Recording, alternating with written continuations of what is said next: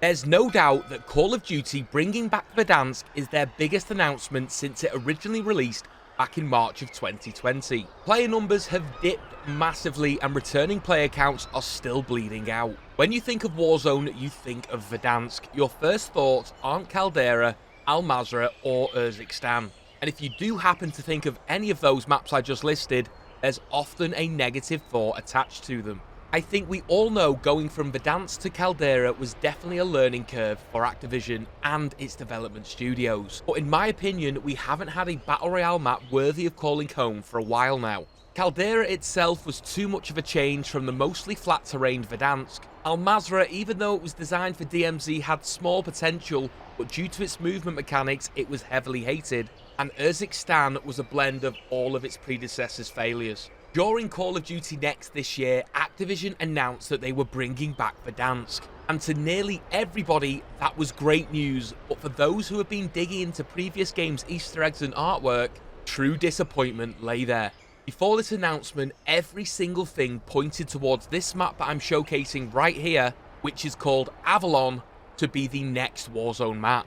Declining player counts are definitely to blame for Avalon being pushed aside for Verdansk's return. As Activision knows, Verdansk will bring back players to the game purely for the nostalgia hit. Now, as excited as I am for the return of the first ever Warzone map, I'll truly be disappointed if we don't get a chance to play this map.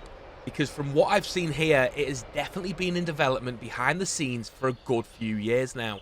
From flying around Avalon, it seems that all the best parts of past Warzone maps have been plucked and injected into this beautiful landscape, which is set on the Mediterranean coast. It gives us a beautiful bright weather system and incredible looking colour palettes for the surrounding terrain and buildings. Already a major improvement from the grayscale of Urzikstan and the bland colour palette of Al Mazrah. As I fly over this potential future Warzone map, you can see the elevation of this map does vary, but there's no huge inclines like Caldera's peak POI. Everything seems to be on a gradual slope, which would definitely make for better movement and plays in certain areas of the map.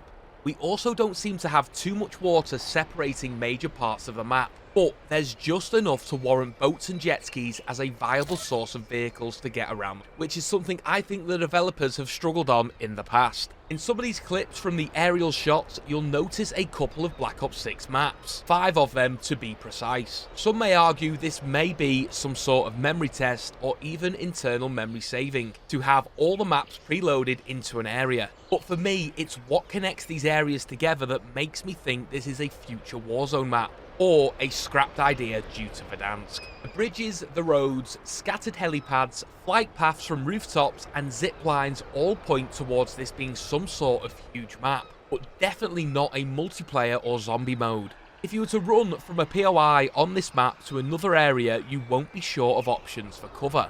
Unlike the original gameplay on Caldera and Al Mazrah, there's strategically placed cover points all over this map.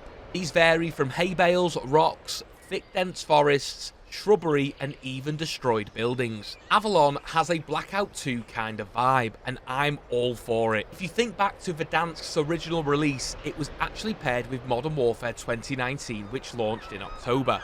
Verdansk was there from the very start, even though it truly didn't release until March the next year, giving us good hope that because Avalon is already here, we may see it in the future. We could even potentially see this release for Season 1 of Warzone on or around November the 14th, 2024, before Verdansk even launches. I think that would be an incredible touch, but if this map plays as great as I think it would, when Verdansk returns, I'd hate for them to remove this map altogether.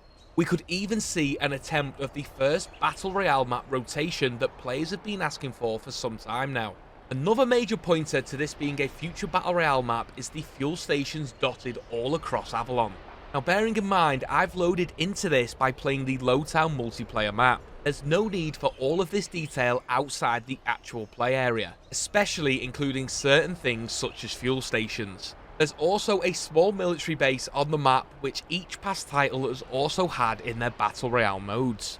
As I was flying over the map and shooting these shots, two areas really stood out to me. They were actually some maps from older Black Ops titles. The first one I came across was Hacienda, that we originally played during Black Ops 4. Although it only had the bare essentials loaded in texture-wise, you can clearly see that this is the original layout, with some additional routes added to the outskirts to make entry and exit viable. After a short journey flying around, I then stumbled onto another past multiplayer map, this time Yemen, originally first played on Black Ops 2. And once again, everything seems to be in super low textures in order to save game memory, but you can work out that this is definitely the old multiplayer map with additional routes around the outside once again to make entry and exits available. To confirm that this is actually Avalon, here is a bird's eye view of the whole map itself. Now when you compare it to the artwork that people have found on past Call of Duties, you can see everything lines up perfectly.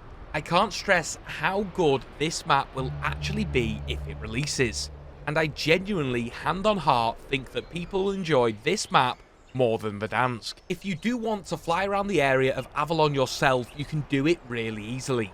I recommend that you do, just to get an actual feel for the potential that Avalon has to offer. All you need to do is load into a private match on the low town map, make sure that you've added a few bots in and turn the gameplay timer all the way up to its maximum. Head into Codcaster and adjust your settings in order to be able to free roam. Once you've done that, you can take the camera anywhere on this map and have a proper exploration. Hopefully this video gets some traction and awareness, because if enough people demand it, we'll get to play it, just like we've seen with Verdansk's reboot in March. I'll leave some cinematic shots for you guys to see the true depth of this huge potential Warzone map, and before I go, be sure to hit the subscribe button, as we'll be releasing weekly Black Ops 6 videos varying from informative pieces like this all the way across to loadout videos and multiplayer gameplay too. We also live stream here daily on YouTube if you ever want to watch some of the action live, and we have a great community here that will welcome you with open arms. Thank you for watching guys, and I'll see you in the next video or live stream.